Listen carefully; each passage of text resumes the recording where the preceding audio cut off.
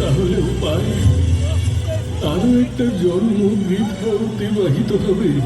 ঋষি কৌশিক, এই জগতের পরম সত্য সন্ধানের যার জন্য জীবন অতিবাহিত হলো, তা কি অপ্রাপ্যই থেকে যাবে?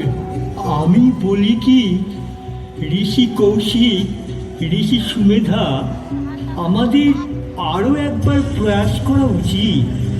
অনেকের দ্বারস্থই তো হলাম, চলুন একবার মহর্ষি অমলিনের কাছে যায়। উনি বহু শাস্ত্রজ্ঞ, বহুদর্শী, বিচারে প্রবীণ।